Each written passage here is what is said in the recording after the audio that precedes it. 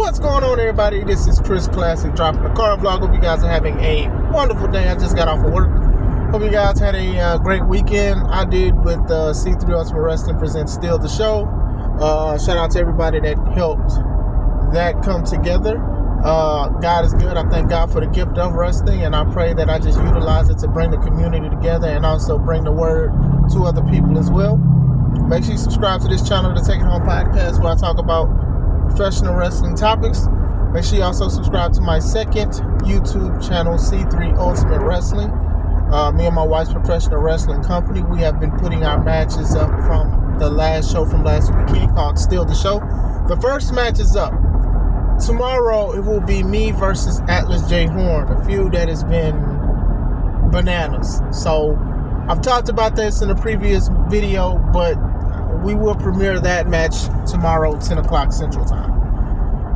I wanted to talk about a few things wrestling news-wise. I meant to do this one time, but it just been pressed for time, especially trying to get to work. But I wanted to talk about Becky Lynch. Becky Lynch is the new women's champion, Raw women's champion. I don't know the name of the title. I don't. I think they do too much with naming titles. Like one of the tag titles is called the Undisputed, and then the other one is called the World. And I'm like, why don't you just say the Raw tag team and the SmackDown tag team? Like, simple as that. Like, to me, it avoids a lot of stuff because I don't even know what belt Cody got there. What is it? The Universal World, the World Undisputed? I don't know. It's too many names for belts, too many belts. But Becky won it through a battle royal. So a lot of people are upset with this because they feel like Becky has gotten a lot of opportunities and she has a lot of championships. Now, I will say I do agree that she has those. Her winning the belt, it's probably upsets a lot of people because the assumption was she was taking a break, and I think she just took like a 2-week break. That's fine, you know. I think a lot of people thought she probably was going to take off a little bit more time. I was under the assumption too. She came back, you know, she said she spent time with her family, and then she decided to come back to be the champion, you know. Now she's the champ. Unfortunately, Rhea Ripley, the lady who defeated her, she has to get better and stuff like that so she could come back. I know a lot of people thought that Liv Morgan was going to win it and stuff. I would have had Nia win it, but sense-wise, it's Becky, because whatever Becky does, it'll probably be something against Liv, because people hate Liv. They love and hate Liv because of the situation with Rhea Ripley. I say wait and see before anything. I think that Becky, she can help Liv. She can help certain things. You know, her and Liv have a history, you know, to the point to where people were dang near, they wanted Liv to be in the WrestleMania match with Rhea and Becky Lynch. And I was like, nah, don't do that. So I do think that they about to cook with this. You know, Becky Lynch is a superstar and stuff like that. Did she need another title win? No, but at the same time, it makes sense. You know, people rock with her. They gave her high fives in the crowd. People liked it and things like that. I think Becky, let them cook. Let's wait and see what happens with these kind of things. I do think that a lot of people are like just upset that she's winning a lot and all of this stuff, but like, you know, let's just wait and see. I mean, Charlotte's not there, and if Charlotte was there, I do think that people get mad if Charlotte won the belt and stuff. So let's just wait and see. We'll wait and see where it goes. And I just think that her and Liv are going to feud. Like, Liv is going to go crazy for that title. She wants that title so bad. She hurt Rhea, and she'll possibly hurt Becky. I just wrote something for themselves. Hey, send me a check, WWE. But that's how I feel about that. I also wanted to talk about William Ocean Spray versus Bryan Danielson at Dynasty. Now, a lot of people are calling this match of the year.